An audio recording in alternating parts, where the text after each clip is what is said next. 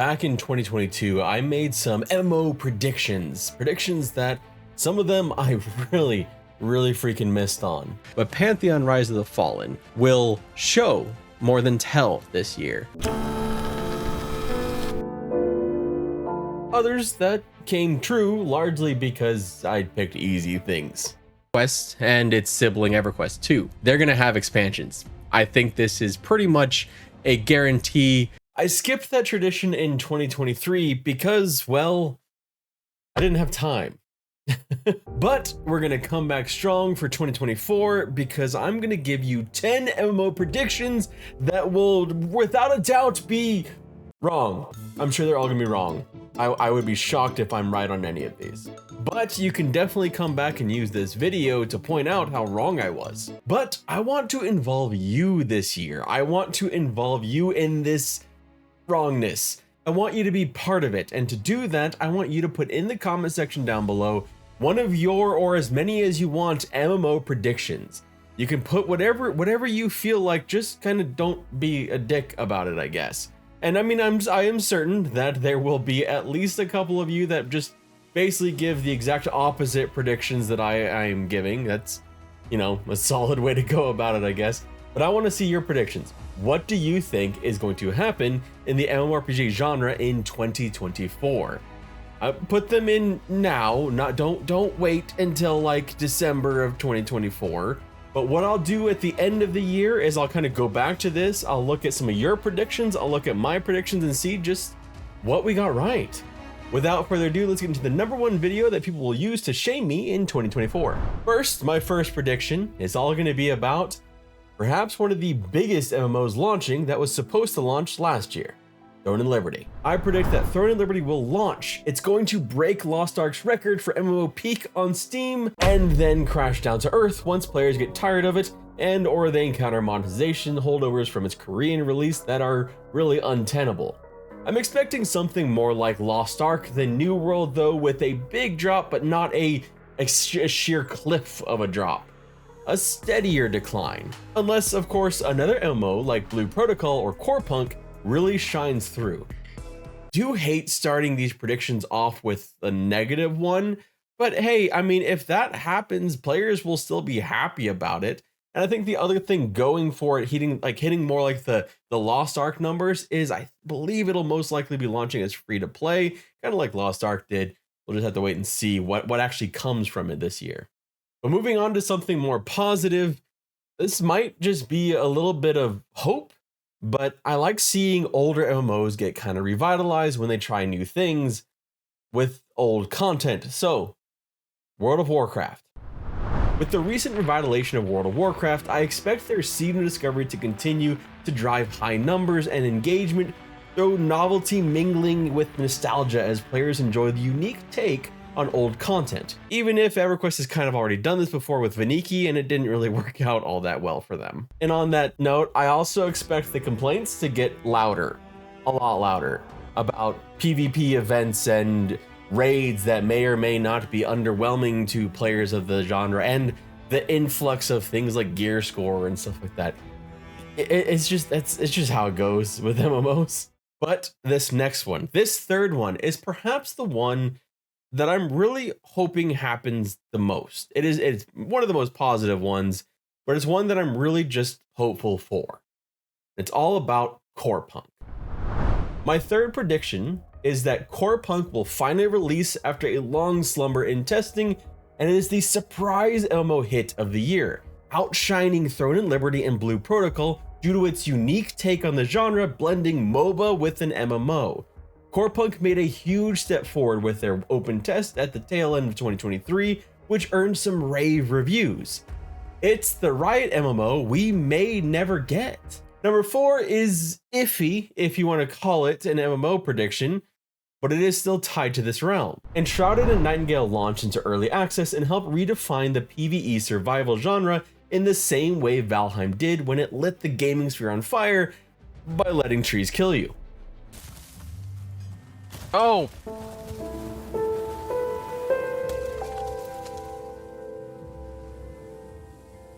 Yeah. And the dual launches further pushed the need for some kind of middle ground genre name between MMO and RPG because PvE survival is a mouthful. But this might actually be now that I'm thinking about it, this actually might be a bigger mouthful. Big multiplayer online role-playing game, MMORPG. I don't, it's a work in progress. Circling back from positive into the negative and perhaps most controversial one. The Quinfall, what it is actually offering. Spoilers, it's a lot. It's a whole lot that it is offering. Perhaps too much that it's offering. The Quinfall is a fantasy-themed MMO that offers the following: a variety of biomes, seasonal weather, a dynamic ecosystem, player-run taverns, board games, a music system, climbing, robust character creation, treasure hunting, base building, ocean sailing, interconnected crafting professions, and time travel. I mean, why not just throw in time travel? Of course, you need some. My fifth prediction is the Quinfall, which is currently slated to release in January of 2024, is essentially the fantasy day before. Though I kind of expect it to be delayed past the January 2024 date, I'm still not expecting it to do very well. I hope to be wrong on this one. I really hope to be wrong. It just feels too good to be true, coming from a developer we've never really heard of that only just announced the game and is creating it in just a couple years and is offering everything, like literally everything you could think of in an MMO seems to be in this MMO. And on top of all that, it has brand new graphics that look suspiciously like, just like every other Unreal game. And then also it just like, it has like the most expansive world ever created in an MMO. It's almost like if you took what they're trying to do with Light No Fire from Hello Games, maybe that's what the Quinfall was supposed to be, and it's coming out of nowhere. It's just, there are so many red flags for me around this game. It feels like it could be a really bad game. It feels like it could be one of those games where we're sitting here like, why did we trust that? Like why didn't we see that coming from a mile away? I even did a video on how I think it's a scam, so where my thoughts are. But like I said, I do hope I'm wrong. I don't want games to fail. I want MMOs to succeed, and I want them to find their audience. I just don't know that this one, it's just red flags. The sixth one, as we get into this back end of the predictions, maybe a little bit of just me hoping, like being a little bit optimistic, basically setting myself up for like essentially the dark and depressing feeling of just loss because I had set my hopes far too high and they're just shattered. Because we're talking about Everquest and the year of Darkpaw. My sixth prediction is that to end the year of Darkpaw, which celebrates 25 years of Everquest and 20 years of Everquest 2, we get a meaty announcement about the future of the IP. I can see two possible announcements. Either finalizing of the new UI engine, which is probably the most likely and would probably leave people feeling, it's just more of the same. Or, again, this is the hope part. This is the please hope part. We get some kind of formal confirmation about EverQuest 3. And the reason why I say this is because in the investor documents or the investor presentation that was talking about an EverQuest 3 or essentially like the next EverQuest MMO, 2025 was kind of like the start with the proposed launch date of 2028. So if like by the end of 2024, we get something, and it may be something as simple as like EG7 formally announcing it in their investor documents, but what I'm really hoping for is we get something from Darkpaw themselves, not something from the parent company, but actually from Darkpaw. But this is probably me just being hopeful. just take whatever was working with EverQuest Next, like take that base and then build it. Like yeah, I don't know. I just want something new to come from the IP. It's been a while. 2004 was EverQuest 2. The number 7 is going to be a big prediction because we're going to knock out the indie MMO genre as a whole. We're going to do a couple different predictions all within this one like meta prediction about indie MMOs. First, we'll start with Pantheon, which I believe will continue its spot testing with alpha testers, kind of like they did at the end of the year, and continue their 24/7 pre-alpha testing throughout 2024, maintaining the status quo set at the very end of 2023 of stable but painfully slow progress.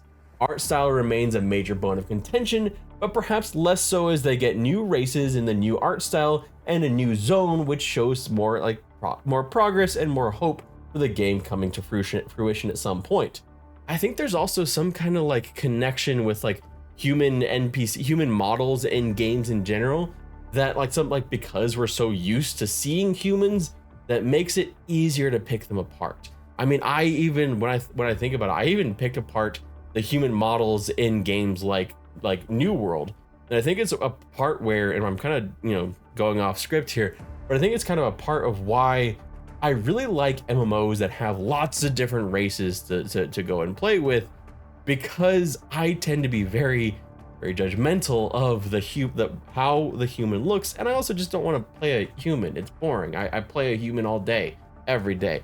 I'm tired of it. Life is exhausting. But really, Throne of Liberty is going to be just humans, for example, and that's kind of dampened my excitement about it. But back to what we're actually supposed to be talking about, which is indie MMOs. Ashes of Creation. I believe that Ashes of Creation is going to open up their Alpha 2 test as announced in Q3, but I believe it will have mixed reviews. But ultimately, I think it'll help reignite some of the excitement for the game that has kind of stagnated since it went nuclear back in 2022, when some major content creators looked at it and said how great the game looked, essentially. The game, like Pantheon, though, continues to languish under lengthy development time. Pantheon started back in 2014 and Ashes in 2016. For both games, really the entire indie MMO genre, I think that 2024 is kind of a make or break year for these larger projects, where they face harsh realities of building MMOs on small budgets out in the open with high expectations. The stark reality is making an MMO is hard as hell, even with a big budget, and not every indie MMO can claim a bankroll of 500 million. Oh yeah, and the Camelot Unchained good news that we're supposed to get at the beginning of the year, it's gonna fall flat and people are still gonna be frustrated. In general, it feels like we're kind of in the end game for the indie MMO genre, where some are succeeding in some ways, in small ways, and others are kind of languishing and finding lots and lots of struggles. It's a shame, because there was something attractive about that connection to the developer between the people wanting the game and the people making the game, especially in the wake of so many games that had closed over the last couple of years, over the last couple of decades, honestly. Maybe it's time that indie spirit goes more towards like the more moderate projects, like indie PvE survival co-op games like Enshrouded and Nightingale. We're at the very end of our predictions with only 3 more to go, and we got to talk about expansions, because there are some big ones this year. There are some mammoth expansions, largely because they're for the really 2 largest MMOs, World of Warcraft and Final Fantasy XIV. But I have this suspicion that Final Fantasy XIV is going to kind of edge out War Within from World of Warcraft for the expansion of the year.